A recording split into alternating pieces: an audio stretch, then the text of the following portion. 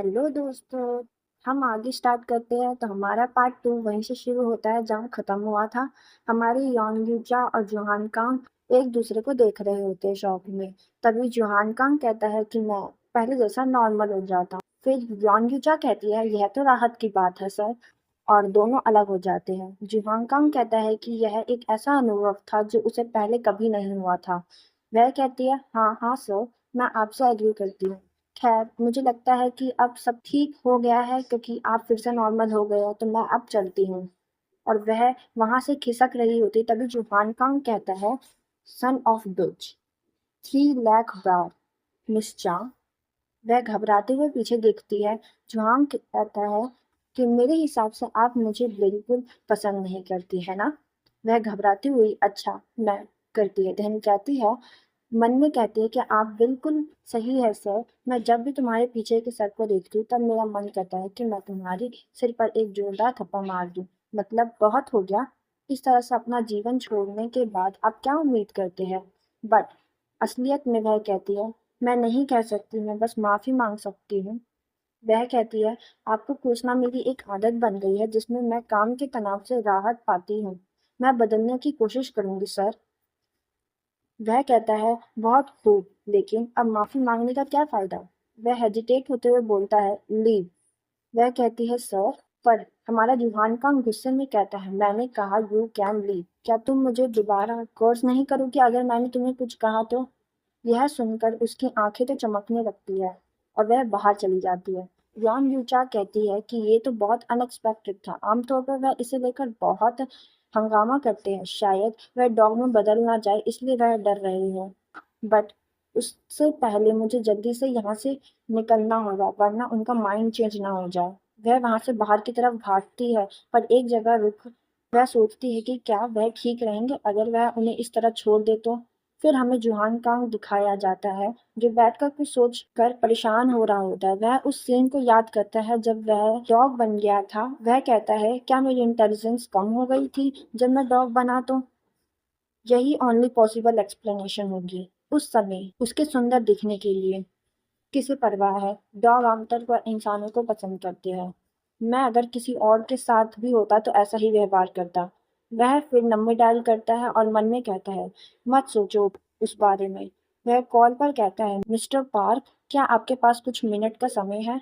मैं आपके द्वारा पहले बताए गए प्रस्ताव का रिव्यू करना चाहता हूँ। हम मिस्टर जी के साथ पहले ही बैठक तय कर लेंगे। ठीक है सर, फिर मैं फाइल अभी भेज देता हूँ। तभी उसे टिक टॉक की आवाज आती है और वह कहता है ये कैसा साउंड है। और तभी वह फिर से डॉग में बदल जाता है और उसका फोन उसके सर पर लग नीचे गिरता है। और वह बिल्कुल शॉक में फोन में अभी भी मिस्टर पार्क होते हैं और वह कहते हैं सर, मैंने आपको फाइल भेज दी है। फिर वह कहता है सर, तब हमारा जुनू कांग जो अब डॉग बन गया है कहता है ओह ठीक है, मैं अभी चेक करता हूँ। तब वह स्क्रीन की तरफ देखता है एंड देन वह टाइप करने की कोशिश करता है बट उसके छोटे प्यारे पंजे से कीबोर्ड काम ही नहीं करता।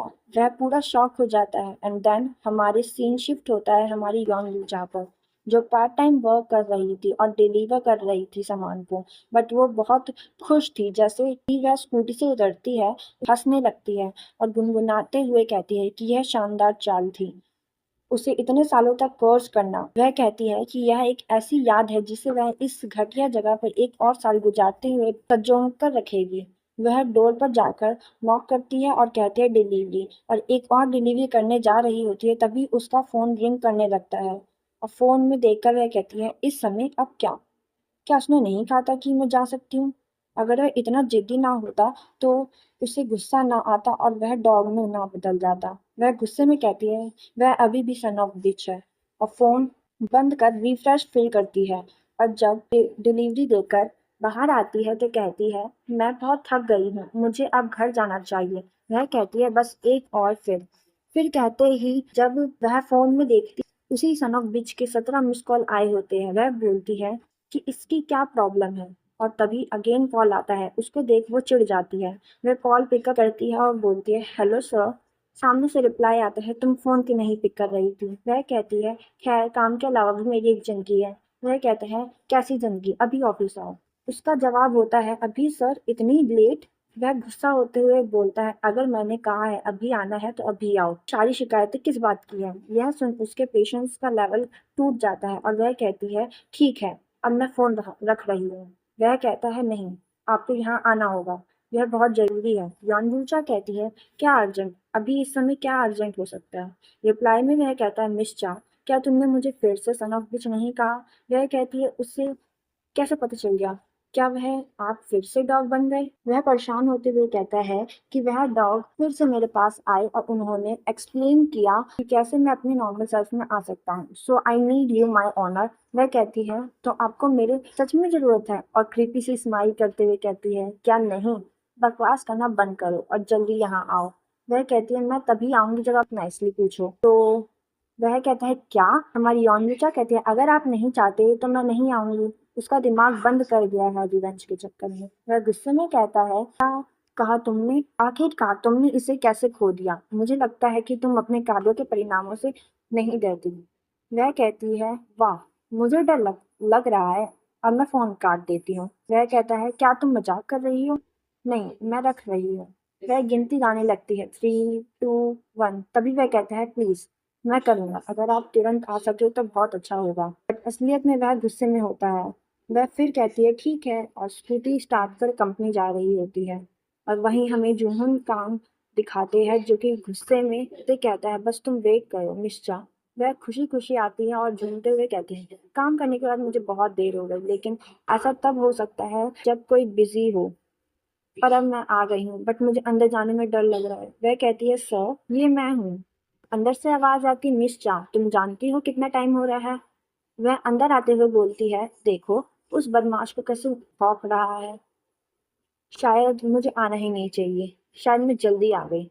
अंदर से वह बोलता है, क्यों, तुम्हें इतना लेट हो गया आने में। वह अपने सामने देखती है, उस पपी की आंखें चमक रही होती है, वह क्यूट एडोरेबल लग रहा होता है, और वह उस चमकते अंदाज में कहता है, मैं तुम्हारा वेट कर रहा था। और यही ये पार्ट खत्म होता है। आपका अभी तक बने रहने के लिए बहुत बहुत शुक्रिया।